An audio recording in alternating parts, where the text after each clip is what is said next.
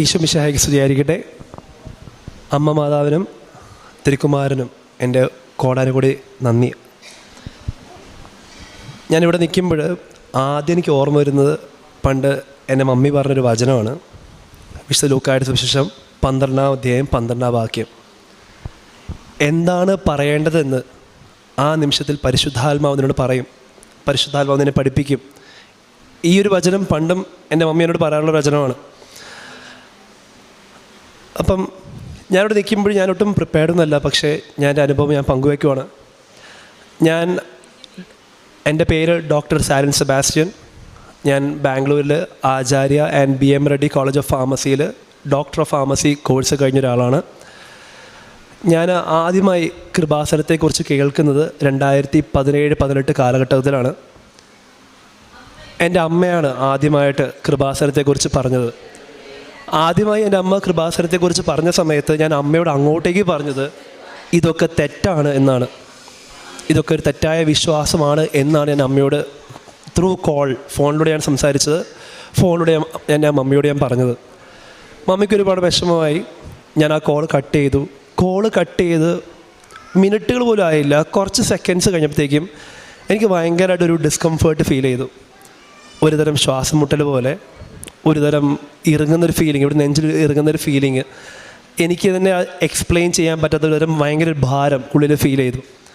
ഞാൻ എൻ്റെ ഫ്രണ്ട്സിൻ്റെ മുറിയിലായിരുന്നു. അവരെല്ലാവരും പലവിധ കാര്യങ്ങളിൽ എൻഗേജ്ഡായിരുന്നു. എനിക്കൊരു പ്രൈവറ്റ് സ്പേസ് വേണമായിരുന്നു. എനിക്ക് ആ ഒരു മൊമെൻറ്റ് എൻ്റെ കർത്താവിനോടും എൻ്റെ അമ്മയോടും പ്രാർത്ഥിക്കണമായിരുന്നു. അപ്പോൾ ഞാൻ കയറി ചെന്നത് ബാത്റൂമിലേക്ക്, കാരണം അത് മാത്രം എനിക്ക് പ്രൈവറ്റ് സ്പേസേ കിട്ടിയുള്ളായിരുന്നു. ഞാൻ ബാത്റൂമിൽ കയറി ഞാൻ മുട്ടയെ കുത്തി. ഞാൻ അപ്പം തന്നെ പ്രാർത്ഥിച്ചു, കർത്താവേ, ഞാൻ പറഞ്ഞത് തെറ്റാണെങ്കിൽ എന്നോട് ക്ഷമിക്കണേ. എനിക്കറിയത്തില്ല, ഞാൻ പറഞ്ഞ തെറ്റാണെന്ന് എനിക്കിപ്പോൾ ഫീൽ ചെയ്യുന്നുണ്ട്, എന്നോട് ക്ഷമിക്കണേ എന്നാണ് ഞാൻ പറഞ്ഞു. ഞാൻ പ്രാർത്ഥിച്ചു. ഞാൻ ആദ്യമായി അറിയാതെ അവിടെ ഇരുന്ന് കരഞ്ഞും പോയി. അതിനുശേഷം കുറച്ച് നിമിഷങ്ങൾക്ക് ശേഷം ആ വേദന മാറി, ഡിസ്കംഫേർട്ട് മാറി. പക്ഷേ ഈ ഒരു എക്സ്പീരിയൻസ് അതെങ്ങനെ ഡിഫൈൻ ചെയ്യണം എന്നൊന്നും എനിക്കറിയാൻ പാടില്ലായിരുന്നു. അതിനുശേഷവും ഞാൻ അതേ കോളേജിൽ എൻ്റെ പഠനം കണ്ടിന്യൂ ചെയ്തു. ഞാൻ കോളേജിൽ അത്യാവശ്യം വളരെ നല്ല രീതിയിൽ ഉഴപ്പി സപ്ലിയൊക്കെ അടിച്ച് പഠിച്ചൊരു വിദ്യാർത്ഥിയാണ്. ഞാൻ 3rd ഇയറാണ് എൻ്റെ മമ്മി ഉടമ്പടി എടുക്കുന്നത്. ഉടമ്പടി എടുത്തു. എൻ്റെ എക്സാമിൻ്റെ കാര്യമൊക്കെ സൂചിപ്പിച്ചു. 3rd ഇയർ ഞങ്ങൾക്ക് 6 വിഷയമാണ്. എനിക്ക് സപ്ലി അടക്കം 8 വിഷയമാണ് ഒരൊറ്റ സ്ട്രെച്ചിൽ എഴുതേണ്ടി വന്നത്. പല ദിവസവും എനിക്ക് രാവിലെ എക്സാമുണ്ട്, ഉച്ചയ്ക്കും എക്സാമുണ്ട്. ബാക്ക് ടു ബാക്ക് എക്സാം ആയിരുന്നു. ഞാൻ ഹൈലി അണ്ടർ പ്രിപ്പയർഡ് ആയിരുന്നു. കാരണം 2 എക്സാമുണ്ട്, അപ്പം പ്രിപ്പയർ ചെയ്യൽ ഈസി അല്ല. പക്ഷേ ഈ എക്സാമൊക്കെ തന്നെ വളരെ അനായാസം ഞാൻ ക്ലിയറായി പോയി. ഈ സമയത്തൊക്കെ തന്നെ എൻ്റെ മമ്മി ഉടമ്പടി എടുത്തിട്ടുണ്ടായിരുന്നു. എൻ്റെ കാര്യം അതിൽ പ്രത്യേകം നിയോഗമായിട്ട് സൂചിപ്പിച്ചിട്ടുണ്ടായിരുന്നു. ഞാൻ എക്സാം പാസ്സാവുന്നൊന്നും ഞാൻ പ്രതീക്ഷിച്ചിരുന്നില്ല. ഞാൻ പാസ്സായ കാര്യം മമ്മിയോട് പറഞ്ഞപ്പോൾ മമ്മി അപ്പോഴും പറഞ്ഞു, ഏതെങ്കിലും ഒരു ദിവസം കൃപാസനമ്മയുടെ മുന്നിൽ നീ പോകണം, നീ സംസാരിക്കണം എന്ന് അന്ന് മമ്മി എന്നോട് പറഞ്ഞായിരുന്നു. അതിനുശേഷം 2020 എൻ്റെ എക്സാമിന് മുന്നോടിയായിട്ട് മമ്മി എന്നോട് ഓൺലൈനായിട്ട് ഉടമ്പടി എടുക്കാൻ പറഞ്ഞു. നിങ്ങൾക്കെല്ലാവർക്കും അറിയാം, 2020 എന്ന് പറയുന്നത് കൊറോണയുടെ സമയമാണ്. ആ സമയത്ത് ഒരുപാട് ലോക്ക്ഡൗൺ റെസ്ട്രിക്ഷൻസും കാര്യങ്ങളൊക്കെ ഉണ്ടായിരുന്നു. ഞാൻ ഓൺലൈനായിട്ട് ഉടമ്പടി എടുത്തു. ആ എക്സാമിന് വളരെ ഹൈ മാർക്സോടെ ഞാൻ പാസ്സായി.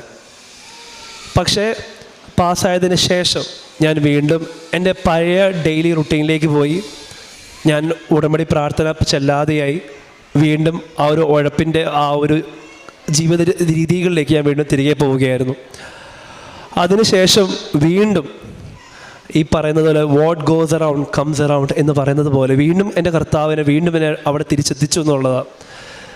2021 ഞാൻ എൻ്റെ പഠനമൊക്കെ കംപ്ലീറ്റ് ആക്കി ഞാൻ പുറത്തേക്ക് ഇറങ്ങിയപ്പോൾ എനിക്ക് എന്ത് ചെയ്യണമെന്ന് അറിയാതിരുന്ന സമയത്താണ് ഞാൻ CAPS knowledge assessment of pharmaceutical science എന്ന ഓസ്ട്രേലിയൻ എക്സാമിനെ കുറിച്ച് ഞാൻ അറിയുന്നത്. ഞാൻ ഈ എക്സാമിനെ കുറിച്ച് അറിഞ്ഞ് ഏതാനും ദിവസങ്ങൾക്കുള്ളിൽ ഞാൻ മനസ്സിലാക്കി എനിക്ക് ഈ എക്സാം ഇപ്പം അറ്റൻഡ് ചെയ്യാനുള്ള യോഗ്യതയില്ല. കാരണം എനിക്ക് എൻ്റെ സർട്ടിഫിക്കറ്റ് ഒന്നും കിട്ടിയിട്ടുണ്ടായിരുന്നില്ല. അപ്പം ഇതൊരു സമയം വേസ്റ്റാണ് എന്ന് ഞാൻ പറഞ്ഞ് എൻ്റെ വീട്ടുകാരും പറഞ്ഞു, എന്നാൽ നമുക്ക് ഡ്രോപ്പ് ചെയ്തേക്കാം, ഈ പരിപാടിക്ക് നിൽക്കേണ്ട. പക്ഷേ പെട്ടെന്നൊരു ഉൾവിളി എനിക്കുണ്ടായി, ഒന്ന് ബൈബിൾ വായിക്കാം. ഒന്ന് പ്രാർത്ഥിച്ച് ഒന്ന് ബൈബിള് ഒന്ന് വായിക്കാം. ബൈബിൾ വായിച്ചപ്പോൾ എനിക്ക് ഒരു പോസിറ്റീവായൊരു ഫീലിംഗ് കിട്ടി. ഞാൻ ആ കോച്ചിങ് കണ്ടിന്യൂ ചെയ്തു. അപ്പോഴും ഞാൻ സ്വന്തമായിട്ട് ഞാൻ ആദ്യത്തെ ഉടമ്പടി ഞാൻ തെറ്റിച്ചതിന് ശേഷം ഞാൻ സ്വന്തമായിട്ട് ഉടമ്പടി എടുത്തിട്ടില്ലായിരുന്നു. ഞാൻ അപ്പോഴും എൻ്റെ മമ്മി എനിക്ക് വേണ്ടി ഉടമ്പടി എടുത്ത് പ്രാർത്ഥിക്കുന്നുണ്ട്. 2022 എൻ്റെ കോച്ചിങ് കഴിഞ്ഞ് ഞാൻ എക്സാം എഴുതാൻ പോകുമ്പോൾ എൻ്റെ മമ്മിയുടെ ഉടമ്പടി കാശ് രൂപ എനിക്ക് തരുന്നു. എന്നോട് പറഞ്ഞു, നീ ഒന്നുകൊണ്ടും പേടിക്കേണ്ട, ഈ കാശ് രൂപം പിടിച്ച് നീ അങ്ങ് എക്സാമിൽ ചെന്നാൽ മതി. ആ കാശ് രൂപം തന്ന കൂട്ടത്തിൽ 2 കാര്യം കൂടെ മമ്മിക്ക് തന്നായിരുന്നു. 1 ഉടമ്പടി തൈലം, 2 ഇവിടുത്തെ ഉപ്പ്.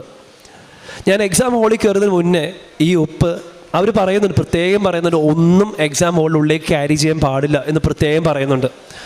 ഞാൻ വളരെ കുറച്ച് ആരും കാണാതെ കുറച്ച് ഉപ്പെടുത്തു. ഞാൻ ഉപ്പെടുത്ത് ഉള്ളിൽ കയറുമ്പോഴേക്ക് എൻ്റെ കയ്യിൽ ഉപ്പുണ്ട്.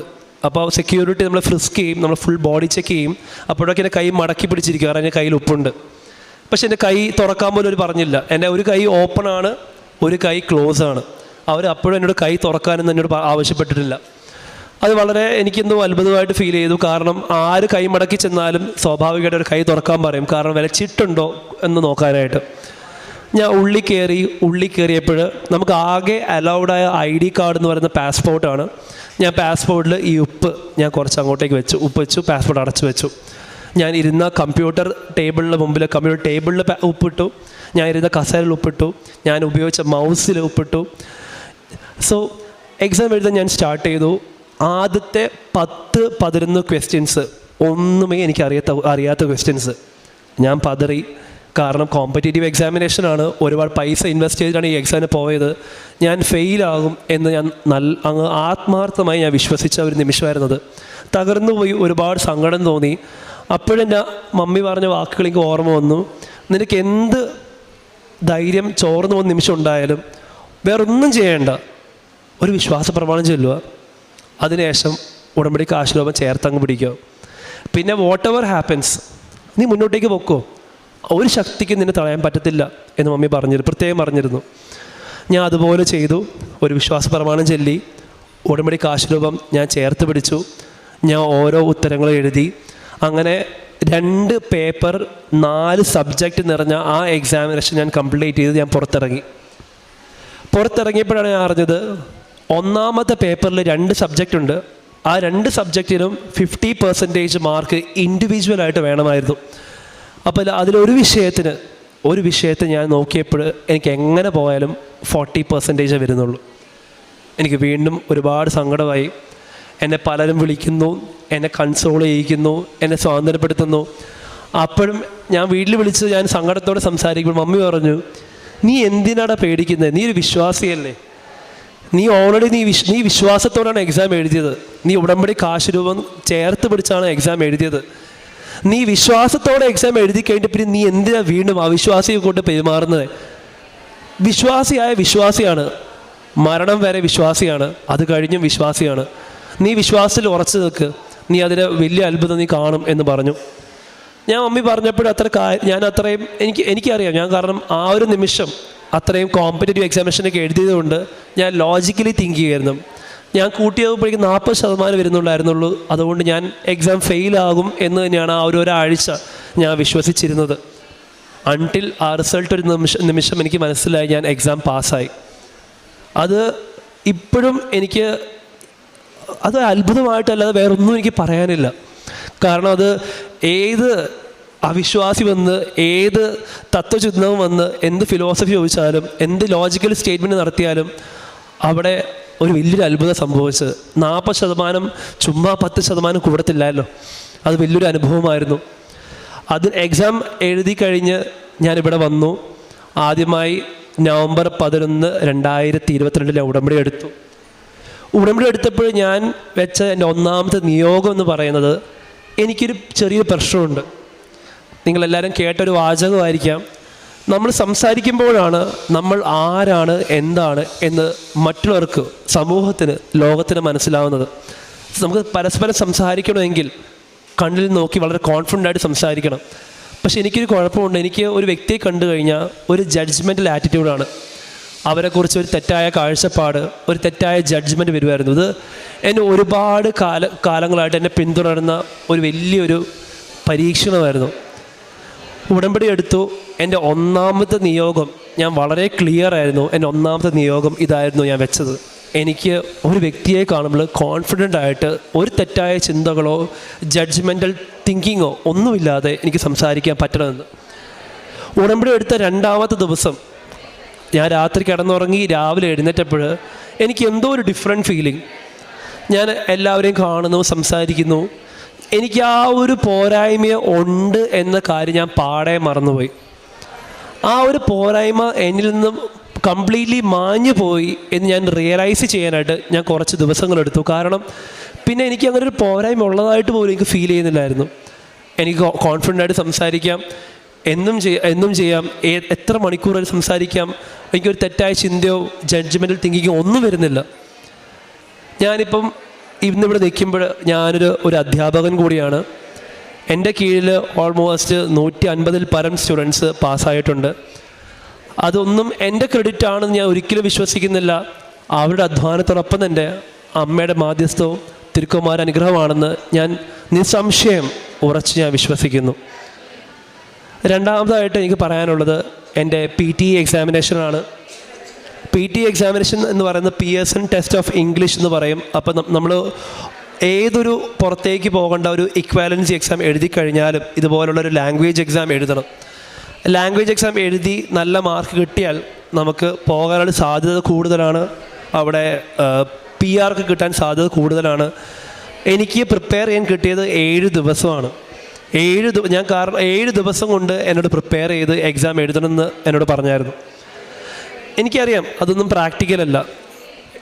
എല്ലാം ഞാൻ കഷ്ടപ്പെട്ട് 10 ദിവസം സമയം ഞാൻ ചോദിച്ചു എൻ്റെ അധികൃതരോട്. 10 ദിവസം കൊണ്ട് ഞാൻ പ്രിപ്പയർ ചെയ്യാൻ സ്റ്റാർട്ട് ചെയ്തു. ഞാൻ പ്രാർത്ഥിച്ചു. ഇപ്പോഴും നിങ്ങളുടെ മുമ്പിൽ ഞാൻ തുറന്നു പറയുകയാണ്, ഞാൻ പ്രിപ്പയർ ചെയ്ത സമയത്തേക്കാൾ കൂടുതൽ ഞാൻ സമയം ചെലവഴിച്ചത് പ്രാർത്ഥിക്കാനാണ്. ഞാൻ എക്സാം എഴുതി. അതിൽ 4 മോഡ്യൂളുണ്ട്. സ്പീക്കിംഗ്, റൈറ്റിംഗ്, ലിസണിങ്, റീഡിങ് എന്ന് പറഞ്ഞ 4 മോഡ്യൂളുണ്ട്. എല്ലാ മോഡ്യൂളിലും ഫുൾ മാർക്ക് എനിക്ക് കിട്ടി. അതായത് 90 ഔട്ട് ഓഫ് 90 ഓരോ മോഡ്യൂളിലും കിട്ടി. എൻ്റെ റിസൾട്ട് കണ്ടപ്പോൾ ഞാൻ ആദ്യം വിചാരിച്ചത് ഇതൊരു ഡെമോ റിസൾട്ടാണ്. അതായത് ഇങ്ങനെയാണ് റിസൾട്ടിൻ്റെ ഫോർമാറ്റ്, ഇങ്ങനെയാണ് എന്ന് കാണിക്കാനായിട്ട് അവരൊരു ഫുൾ ഇങ്ങനെ അയച്ചു തന്നാണ് ഞാൻ വിശ്വസിച്ചത്. പിന്നെ ഞാൻ വീണ്ടും ആ പേജ് റിഫ്രഷ് ചെയ്തപ്പോൾ മനസ്സിലായി അതൊരു ഡെമോ റിസൾട്ട് അല്ല, എൻ്റെ സ്വന്തം റിസൾട്ടാണ്. അത് വളരെ ഒരു സന്തോഷമായിരുന്ന നിമിഷമായിരുന്നു. കാരണം എനിക്ക് ഒരുപാട് ഇംഗ്ലീഷോ കാര്യങ്ങളൊന്നും അറിയത്തില്ല. അത് ഒരുപാട് സന്തോഷം തന്ന വളരെ അത്ഭുതകരമായൊരു കാരുണ്യത്തിൻ്റെ നിമിഷമായിരുന്നു. എൻ്റെ മാതാവിനും മധ്യസ്ഥയ്ക്കും എൻ്റെ കർത്താനുഗ്രഹത്തിനും ഞാൻ ഇന്നും നന്ദി പറയുന്നു. PTE ഒക്കെ കഴിഞ്ഞു. ഞാൻ വിസയ്ക്കൊക്കെ വെച്ചു. ആദ്യമായൊരു വിസയ്ക്ക് വെച്ചു. വിസ എനിക്ക് മാത്രം, ആ കൂട്ടത്തിൽ എനിക്ക് മാത്രം വിസയുടെ വിളി വന്നു. ഞാൻ ഭയങ്കര ഹാപ്പി ആയിരുന്നു. എനിക്ക് വിസ റിജക്ഷൻ കിട്ടി. അപ്പോൾ ഞാൻ വിചാരിച്ചു, ഒരു നിമിഷം ഞാൻ ആലോചിച്ചു, എൻ്റെ വിശ്വാസങ്ങളൊക്കെ വീണ്ടും തെറ്റിപ്പോവുകയാണോ എന്ന് ഞാൻ ചിന്തിച്ചു പോയി. തെറ്റാണ്, അങ്ങനെ ചിന്തിക്കാൻ പാടില്ലായിരുന്നു. പക്ഷേ ഒരു നിമിഷം, തകർന്ന നിമിഷത്തിൽ ഞാൻ ചിന്തിച്ചു പോയി. പക്ഷേ ശരിയാണ്, ഒരു വാതിൽ അടയുമ്പോൾ കർത്താവ് അതിൽ മനോഹരമായ വേറൊരു വാതിൽ നമുക്ക് വേണ്ടി തുറന്ന് അവിടെ കാത്തിരിപ്പുണ്ടാവും. അത് വലിയൊരു ശരിയാണെന്ന് എനിക്ക് പിന്നീടാണ് മനസ്സിലായത്. രണ്ടാമതിപ്പം ഒരു ഡിഫറെൻറ്റ് വിസയ്ക്ക് വെച്ചു. ആ വിസ കിട്ടി. ഈ മാസം 14-ാം തീയതി ഞാൻ ഓസ്ട്രേലിയക്ക് പോവുകയാണ്. വിസയ്ക്ക് വെക്കുന്ന സമയത്ത് വിസയുടെ അധികൃതരോട് പ്രത്യേകം പറഞ്ഞു, ഇപ്പം നിലവിൽ ഒരുപാട് ആപ്ലിക്കേഷൻസ് വരുന്നുണ്ട്, അതുകൊണ്ട് ഒരുപാട് സമയം എടുത്തേക്കാം എന്നതിന് പ്രത്യേകം പറഞ്ഞു. 1 മാസമോ 2 മാസമൊക്കെ എടുത്തേക്കാമെന്ന് പറഞ്ഞു. അപ്പം വിസ വെച്ചു. നിമിഷങ്ങൾക്കുള്ളിൽ എനിക്ക് മെഡിക്കൽ കോൾ വന്നു. 7 ദിവസത്തിനുള്ളിൽ എനിക്ക് വിസ അടിച്ച് കയ്യിൽ കിട്ടി. അത് ഓസ്ട്രേലിയയിൽ വിസ അങ്ങനെ കിട്ടുന്നത് വളരെ അപൂർവമാണ്. ഇവിടെയുള്ള എല്ലാവർക്കും വേണമെങ്കിൽ അത് അന്വേഷിച്ച് നോക്കാം. അതുകൊണ്ടാണ് ഇത്രയും കോൺഫിഡൻ്റ് ആയിട്ട് ഞാൻ പറയുന്നത്. ഇതൊക്കെ കൂടാതെ എൻ്റെ പപ്പയെ ഞാൻ ഇവിടെ മെൻഷൻ ചെയ്യുകയാണ്. പപ്പയ്ക്കൊരു ചെറിയൊരു ലിവർ കണ്ടീഷൻ ഉണ്ടായിരുന്നു, ലിവർ സിറോസിസ്.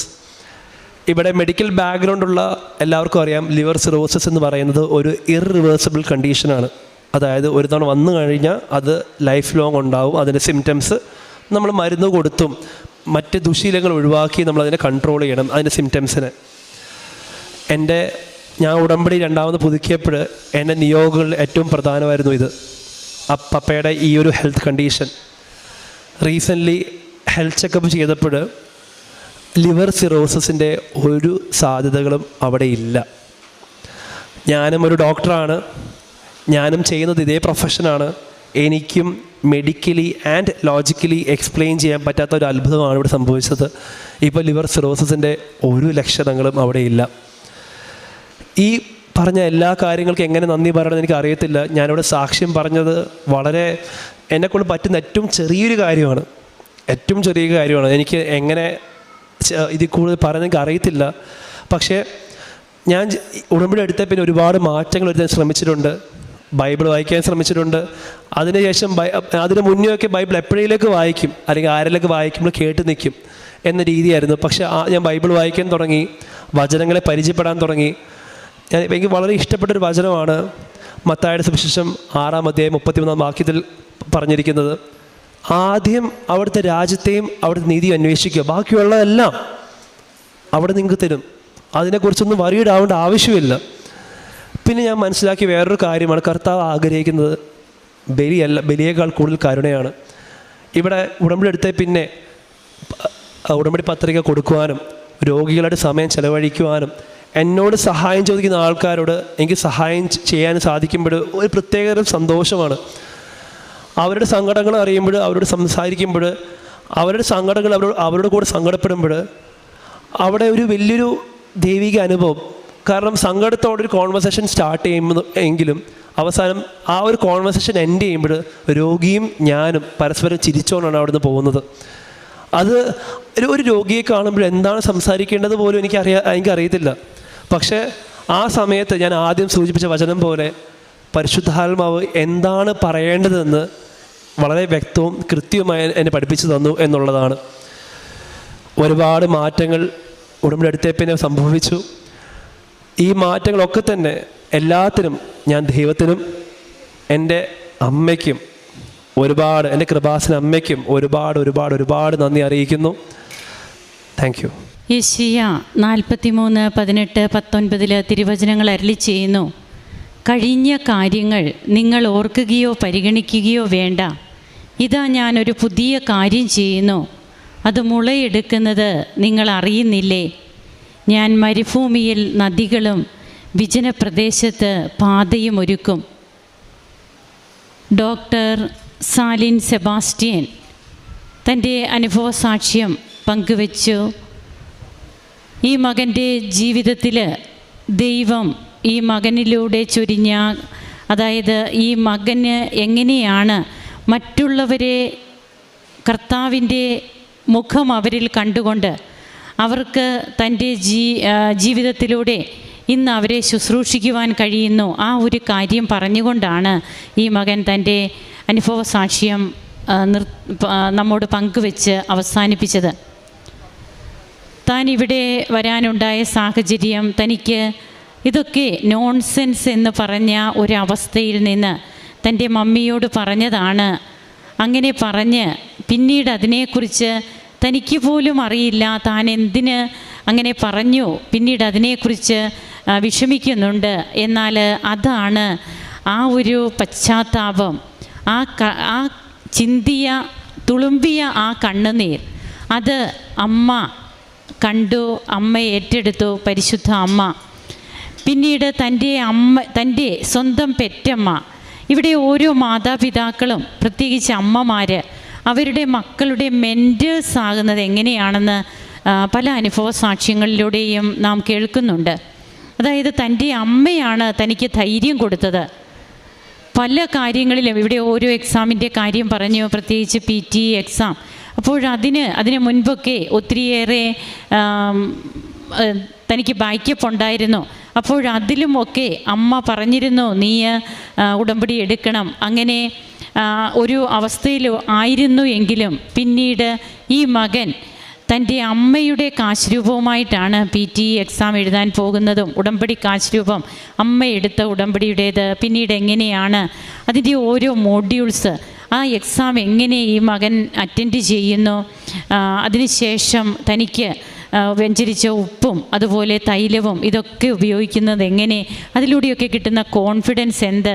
പിന്നീട് ഇവിടെ പറയുകയുണ്ടായി, താൻ എത്ര കൂട്ടിയിട്ടും തനിക്ക് കിട്ടുന്നത് 40% ആണ്, താൻ എന്തായാലും താൻ ഫെയിലാകും എന്നുള്ളത് അടിവരയിട്ട കാര്യമാണ്. എന്നാൽ അത് ഇവിടെ എങ്ങനെയാണ് പിന്നീട് അമ്മ മാതാവ് അതിലെങ്ങനെ ഇടപെട്ടു എന്നുള്ളതാണ്.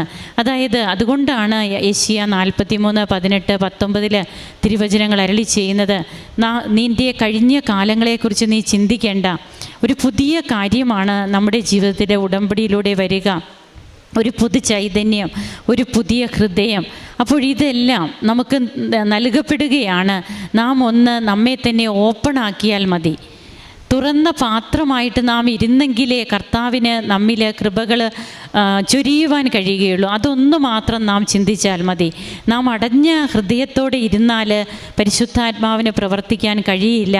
എന്നാൽ നാം നമ്മെ തന്നെ, നമ്മുടെ യോഗ്യതകളെന്ത്, അയോഗ്യതകളെന്ത്, നാം കർത്താവിൻ്റെ മുമ്പിൽ ഒന്നുമല്ല. ഞാനൊരു ഡോക്ടറാണ്, എൻ്റെ പപ്പയുടെ അസുഖം മാറിയത് അത് എനിക്ക് പോലും ചിന്തിക്കാൻ സാധ്യമല്ലാത്ത രീതിയിൽ അത് മാറി, അതൊരിക്കലും മാറില്ലാത്ത കാര്യമാണ്. ഇത് ഈ മകൻ്റെ ഒറ്റപ്പെട്ട സാക്ഷ്യമല്ല, എത്രയോ അനുഭവ സാക്ഷ്യങ്ങൾ ഈ അൾത്താരയിൽ, അമ്മ ജീവനോടെ പ്രത്യക്ഷപ്പെട്ട അൾത്താരയിൽ ഇവിടെ പങ്കുവയ്ക്കുന്നു. ഓരോ ദിവസവും അതിന് കൃപാസനം സാക്ഷ്യമാവുകയാണ്. ഇവിടെ വരുന്ന ഓരോ മക്കളും അതുപോലെ യൂട്യൂബിലൂടെ ഇനി ഇത് കേൾക്കാൻ പോകുന്നവരുമൊക്കെ ഇതിന് സാക്ഷികളായിട്ടുള്ള ഒരു അൾത്താരയാണിത്. അങ്ങനെ പിന്നീട് തനിക്ക് വന്ന മാറ്റങ്ങൾ, വചന വായന, അതിലൂടെയൊക്കെ തനിക്ക് എങ്ങനെ ഈശോയുടെ ഉള്ളറിയുവാൻ സാധിക്കുന്നു. ഈശോയുടെ ഉള്ളറിയുമ്പോൾ ഈശോ നമുക്ക് വേണ്ടി ചെയ്യുന്ന എത്ര കരുണയോടെയാണ് ഈശോ നമ്മെ കാണുന്നത്, പരിപാലിക്കുന്നത് എന്ന് ചിന്തിക്കുമ്പോൾ നാം ചെയ്യുന്നതൊക്കെ വെറും ഒന്നുമല്ല എന്ന ഒരു ഫീലിങ്സാണ് നമുക്കുണ്ടാവുക. അങ്ങനെ തൻ്റെ ജീവിതത്തെ ആകെ കാച്ചി കുറുക്കി ഇന്ന് ഈ അൾത്താരയിൽ കൊണ്ടുവന്ന് നിർത്തി തന്നെ ഒരു പുതിയ വ്യക്തിയാക്കി അമ്മയ്ക്കും ഈശോയ്ക്കും നന്ദി പറയുവാൻ കൊണ്ടുവന്ന് ഇവിടെ നിർത്തിയ ഈ ദൈവത്തിൻ്റെ കരുതലുള്ള സ്നേഹത്തിന് ഈ മകനോടൊപ്പം നമുക്കും കരങ്ങളടിച്ച് ഈശോയ്ക്കും അമ്മയ്ക്കും നന്ദി പറയാം, ദൈവത്തെ ആരാധിക്കാം, മഹത്വപ്പെടുത്താം.